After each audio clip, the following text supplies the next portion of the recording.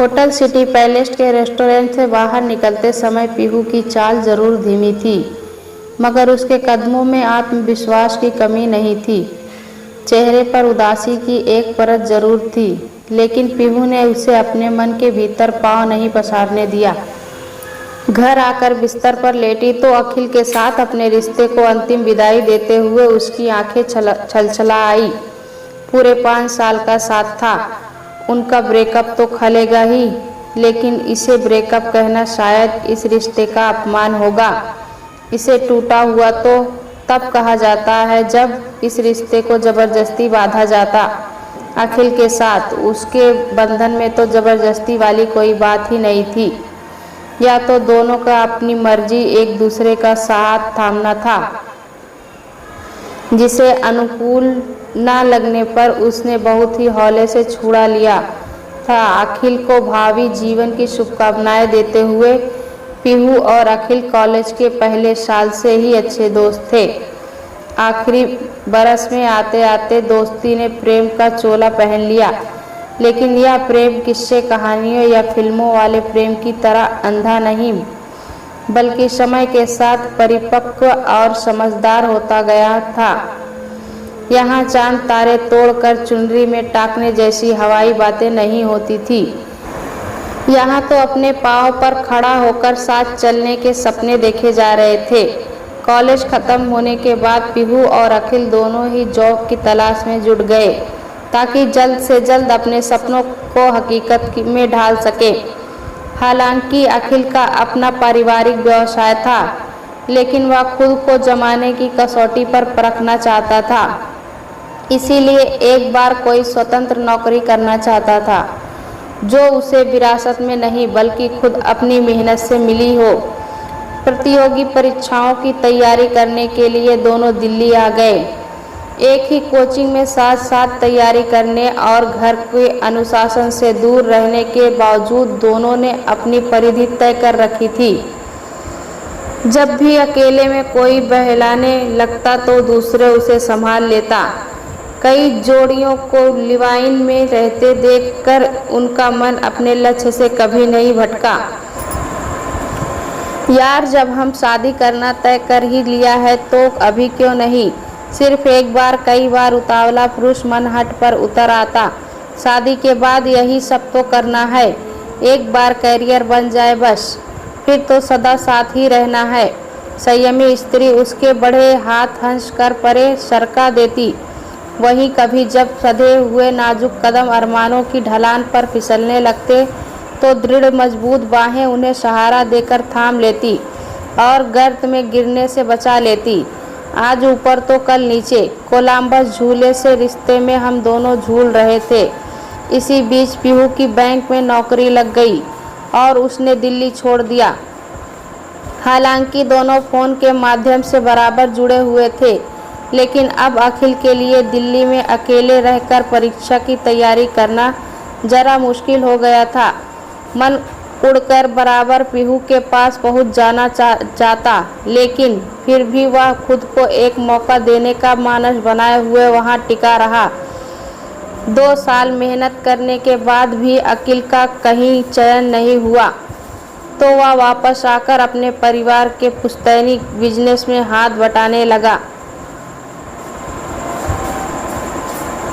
भाग दौड़ खत्म हुई, स्थायित्व आ गया।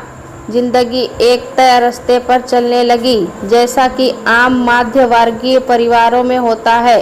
बच्चों के जीवन में स्थिरता आते ही घर में उनके लिए योग्य जीवन साथी की तलाश शुरू हो जाती है। अखिल के घर में भी उसकी शादी की बात चलने लगी। उधर पीहू के लिए भी लड़के की तलाश जोर शोर से जारी थी। जहां अखिल के परिवार की प्राथमिकता घरेलू लड़की थी, वहीं पीहू के घर वाले उसके लिए कई बैंकर ही चाहते थे, ताकि दोनों में आसानी से निभ जाए। अखिल संयुक्त परिवार में तीसरी पीढ़ी का सबसे बड़ा बेटा है। उसके द्वारा उठाया गया कोई भी अच्छा बुरा कदम भावी पीढ़ी के लिए लकीर बन सकता है।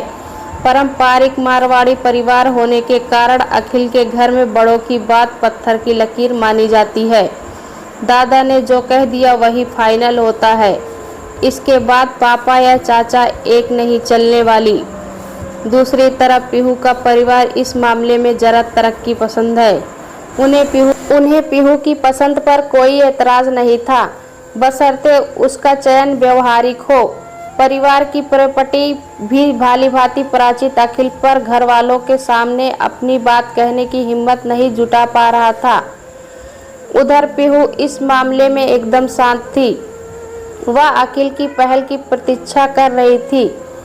उसने तो ना मानो अखिल पर शादी करने का कोई दबाव नहीं बनाया और ना ही अपनी असहमति जताई।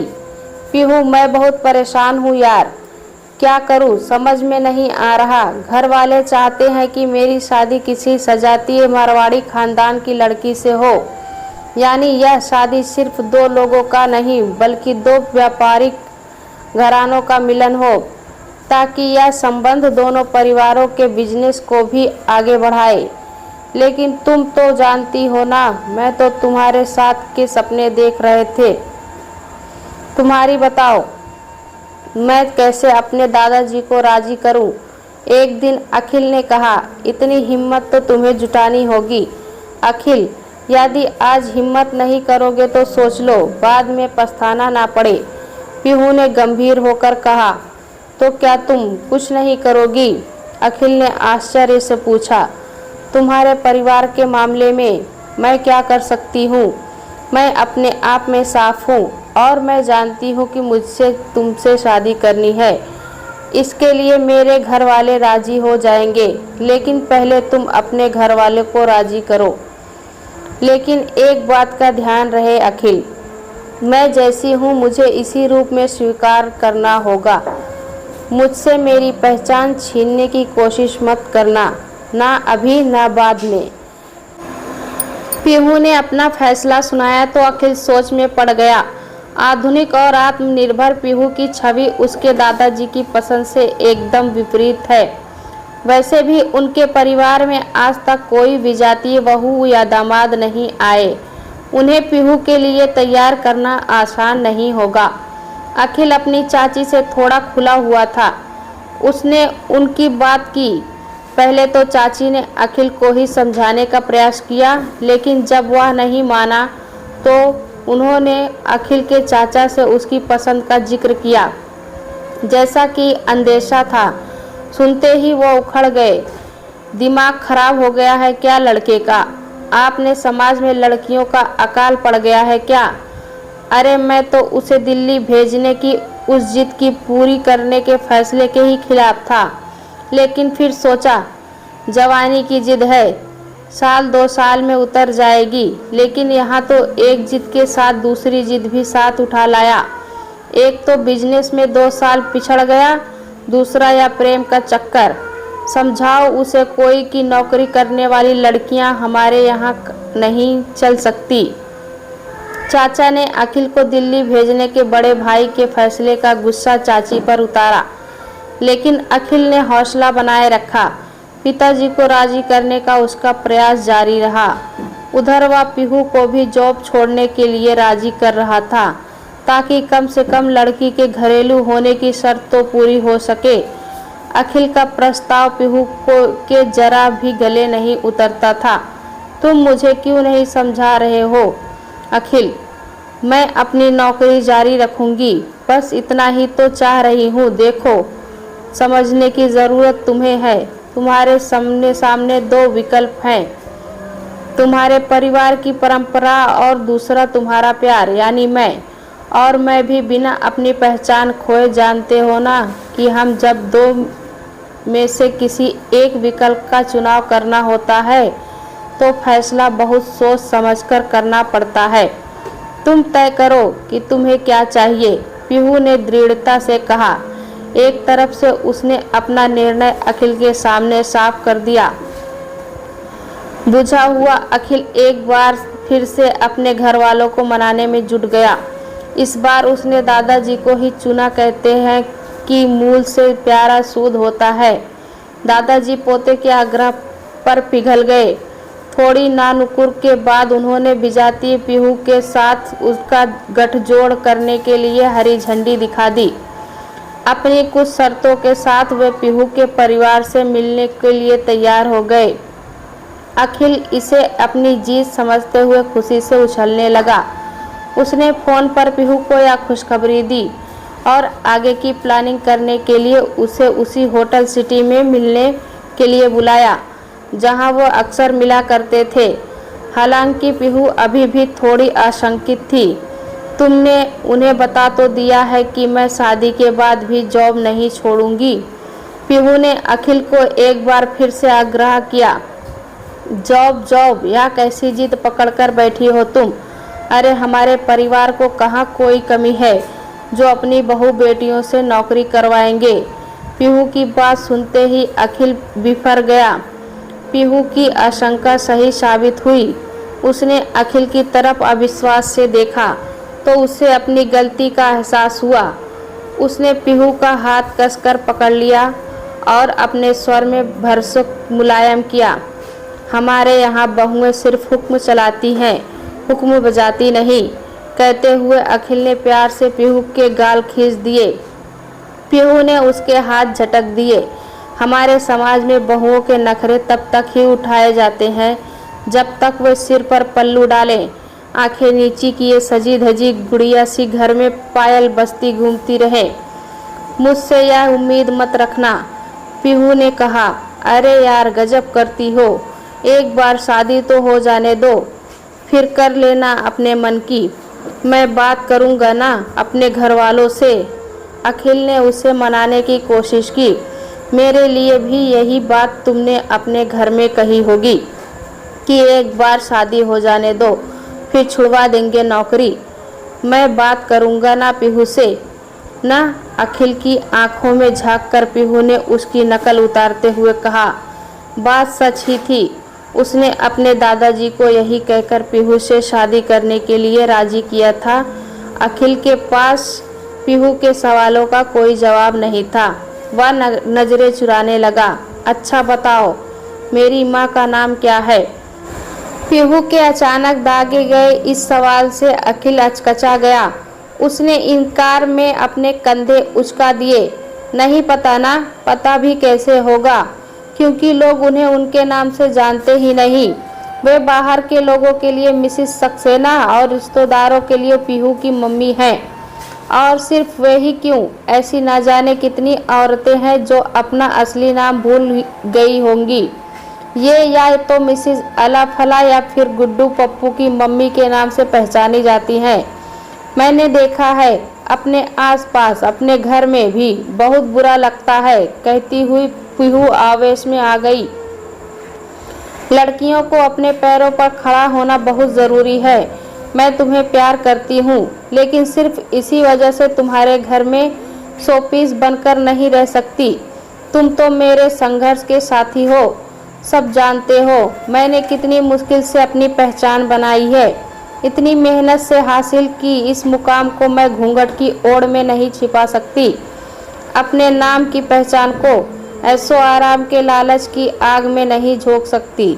पीहू ने अखिल का चेहरा पढ़ते हुए कहा। इसका मतलब तुम्हारे लिए तुम्हारी अपनी पहचान मुझसे अधिक जरूरी है। क्या तुम नहीं जानती कि तुम्हारा नाम मेरे नाम से जुड़कर पहचाना जाए, हमारे नाम एक हो? जरा सोचो पीहू, अखिल लखेटिया सोचकर ही कितना अच्छा लग रहा है। अखिल के स्वर में अभी भी एक उम्मीद शेष थी। नहीं, मैं नहीं चाहती कि मेरी पहचान तुम्हारे नाम की केचुली में छिप जाए। पीहू अखिल सक्सेना या पीहू सक्सेना लखोटिया जैसा कुछ बनकर इतराने की बजाय मैं सिर्फ पीहू सक्सेना कहलाना अधिक पसंद करूंगी। सक्सेना ना भी हो तो भी चलेगा। मैं तो सिर्फ पीहू बनकर भी खुश रहूंगी, बल्कि मैं तो कहती हूँ कि दुनिया की हर लड़की के लिए उसकी अपनी पहचान बहुत ज़रूरी है। पीहू ने भावुक होते हुए कहा। अखिल का हाथ थाम लिया। यानी तुम्हारी ना समझूं, हमारे सपनों का क्या होगा पीहू? अखिल रुआंसा हो गया। हमारे सपने जुड़े हुए जरूर थे, लेकिन उसके बावजूद भी वे स्वतंत्र थे, एक दूसरे से अलग थे। मुझसे तुम कोई शिकायत नहीं, मैं यह भी नहीं चाहती कि तुम मेरे लिए अपने परिवार से बगावत करो, लेकिन माफ़ करना, मैं अपनी पहचान नहीं खो सकती। इसे तुम मेरा आखिरी फैसला ही समझो।